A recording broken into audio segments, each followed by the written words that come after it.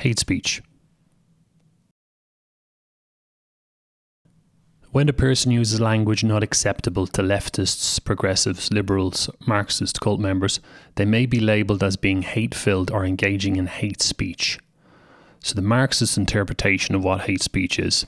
According to the cult members, anyone engaging in this speech is a bad, potentially evil person. At minimum, they are irrational and unable to control their negative emotions. They have no love or compassion in them. They are creating division, not solidarity. So this is what hate speech really means. And on the left you can see two images. On the top left you can see the globe with people of different races holding hands and all the different flags. So straight away we can see this is pushing the whole multiculturalism, diversity and mass immigration sub-agenda. And the bottom left then you can see the pride symbol, the pride colours. So these are just two examples related to what we're talking about here. But obviously there's more than just two examples. So what hate speech really means. A person expressing hate speech is not conforming to Marxist ideas of ethics. They don't feel the cult-like Marxist love and are not pro-globalism, pro-equality, diversity, unity, solidarity, etc. They may be expressing criticism of those in oppressed groups, example, immigrants, trans people, etc., or the various Marxist initiatives and sub-agendas, example, equality, multiculturalism, mass immigration, trans non-binary, feminism, the Islamification of the West, socialism, etc. So when I say sub-agendas, I mean the agenda of Marxism is to spread and become dominant and to dominate the world ideologically. So the sub-agendas are the different initiatives that help it to achieve that aim. So all the different problems that people talk about now are all just symptoms of a Marxist ideological infection, and we'll call these sub-agendas. So in addition, they may be expressing their criticism, people who speak hate speech, quote unquote, they may be expressing their criticism in an aggressive manner, which is obviously 100% justified and natural. When you have crazy activists, they tend to make you angry. So it's normal to express your criticism in an angry fashion. So 100% justified and natural. So a person like this basically is opposing the Marxist cult ideology, and their opinions must be suppressed. Obviously, Marxist cult members accusing others of hate and hate speech suggests that they and their revolutionary Marxist ideology represent love, compassion, etc. This is virtue signalling combined with propaganda to suppress their ideological opponents, i.e. non-cult members or people like us. They believe their sense of ethics is superior, therefore they have the right to impose this on the rest of society, even if a massive portion of the misguided population disagrees.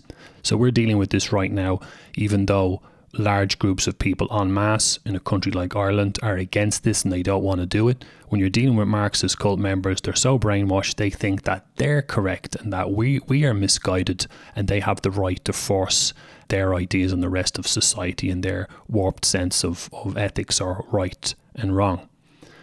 It's also hypocritical for them to assume the role of arbiters of right and wrong in society, considering how divisive, destabilizing and destructive Marxism is and has been historically.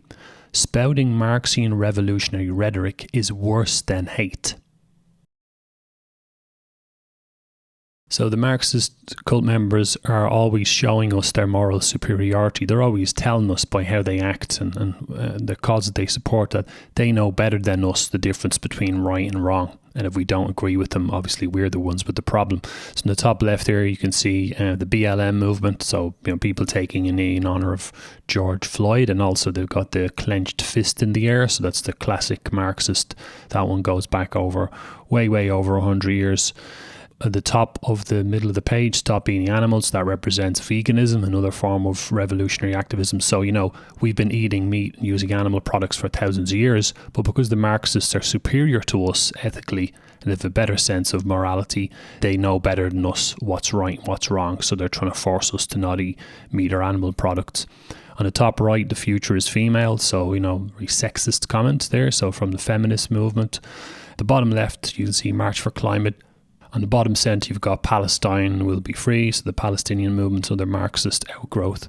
And the bottom right as well, queer liberation, not rainbow capitalism. So that's, they're mixing the trans agenda with their hatred of capitalism, their old foe. So these are all the few examples of the many ways they're always trying to tell us that they know better. And with capitalism there, you can see, again, capitalism has been around some shape or form for, a few thousand years, but they know better than us. So again, that moral superiority. So that's what's driving the concept of hate speech. They think they know better than us the difference between right and wrong.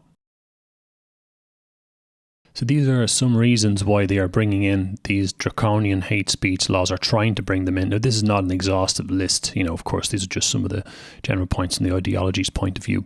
So the Marxist, lefty, progressive, liberal, internationalist, pro-globalist system in each affected country, the state, the NGO complex, the mainstream media, and the brainwashed portion of the general public, they want hate speech laws for the following reasons. The reason why I said, and the brainwashed portion of the general public, is because there's a bit of a tendency, even today, after everything that's happened in Ireland and in other countries as well, where people fall into this trap, which is also very Marxist, where they say it's the everyday people against the system, or it's the everyday people against the state, and they fall into that trap all the time. No, it isn't. It's all about people who are brainwashed into supporting globalism, like Marxist cult members, and those of us who are against it. That's the real struggle. It's not the everyday people versus the state. And I say that because there's plenty of people in the general public who are brainwashed, who don't have any political power, who don't have any wealth, but they're supporting Marxism because they bought into the climate change movement,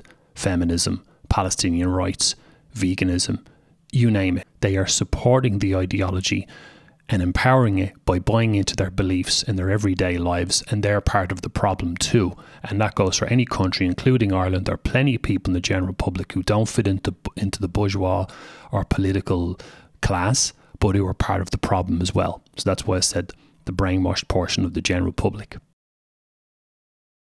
So the first reason why they want to bring in these draconian hate speech laws, to protect those in oppressed groups from being criticised via harmful language, i.e. immigrants, women, non-whites, trans people, etc., etc.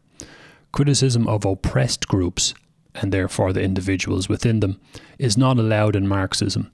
This is regarded as horrific, unethical behaviour by the lefties, or the Marxist cult members. So their sense of right and wrong and how we should treat people means that they will not allow us to criticise people in those groups, because apparently they've traditionally always suffered and it's not right to criticise them.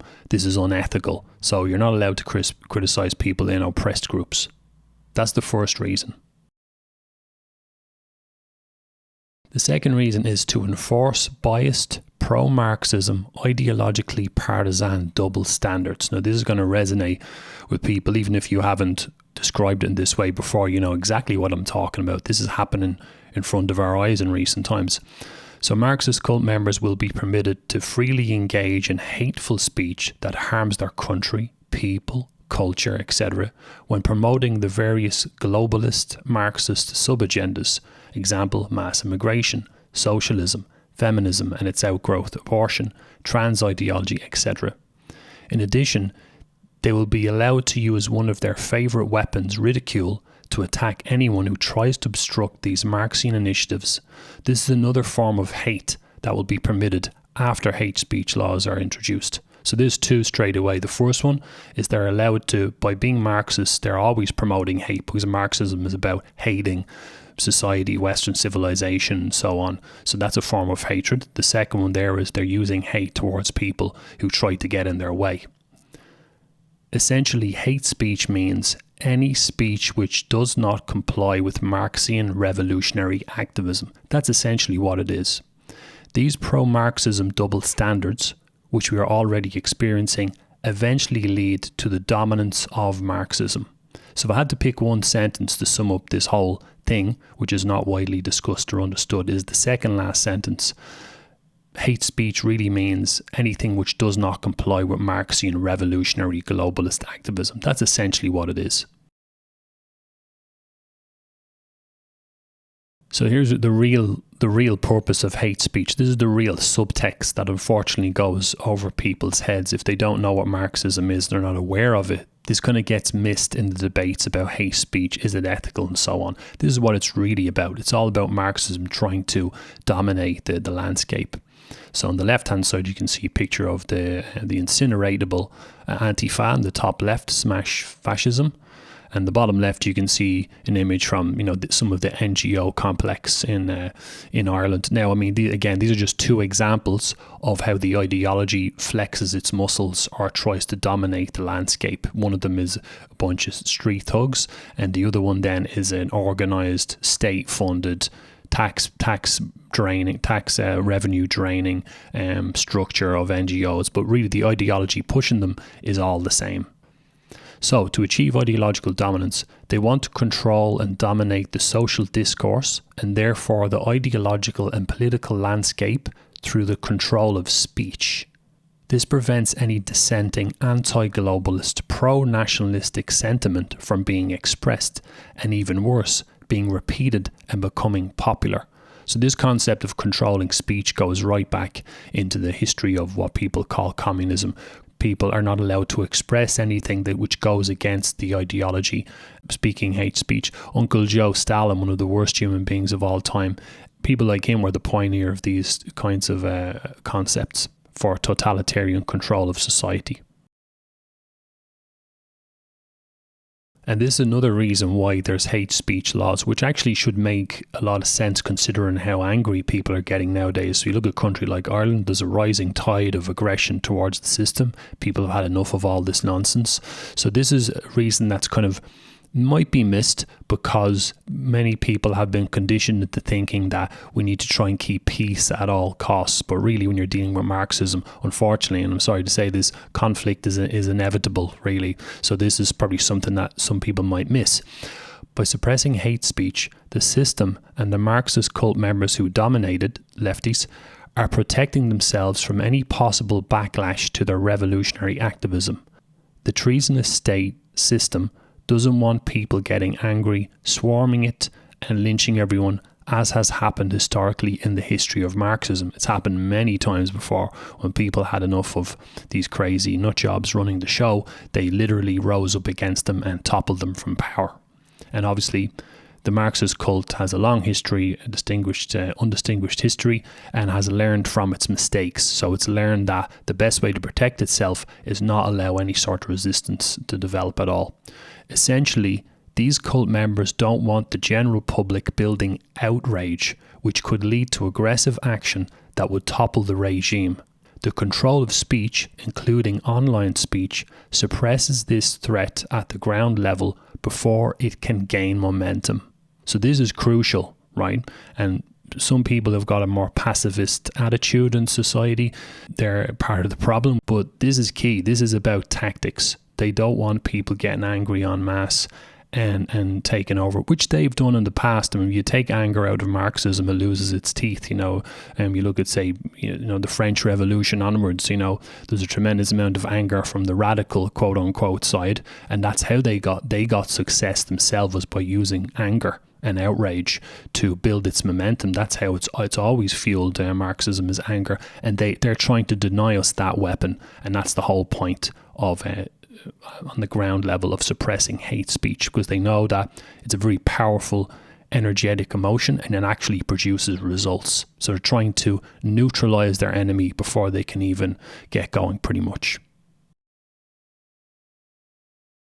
So this here is a Marxist snake by the name of Herbert Marcuse. He was a Jewish intellectual.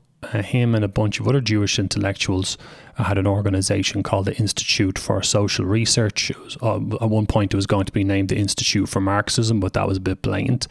It eventually ended up with the name the Frankfurt School, because it started in Frankfurt, Germany, but obviously when Hitler and his pals came to power in 1933, they were building up to that point. Obviously, they didn't like Jews and they didn't like Marxists, so these guys were shit out of luck and they had to disappear off. They disappeared off to America and brought their ideology with them. I'll probably do a separate presentation on those. A really good example of what happens when you let Marxist intellectuals into the academic system, the damage that they can cause. So here's one of his quotes. It's not related to the subject we just did, but it gives you a summary as to what kind of a person he was and the fact that these guys were subversive Marxists. One can rightfully speak of a cultural revolution, since the protest is directed toward the whole cultural establishment. The traditional idea of revolution and the traditional strategy of revolution has ended. These ideas are old-fashioned. What we must undertake is a type of diffuse and dispersed disintegration of the system. So that sums up the Frankfurt School quite well, that quote. They were trying to repackage Marxism and try to find a way of destroying Western civilization with subversive means and trying to break away from the traditional methods of revolution. So connecting to what we were talking about partisan double standards of hate speech. Marcuse advocated for a biased, pro-Marxist political environment. In his 1965 essay, Repressive Tolerance, he argued it was necessary to have a system of liberating tolerance in society. In practice, this meant that non-Marxists shouldn't have the right to protest. Sound familiar?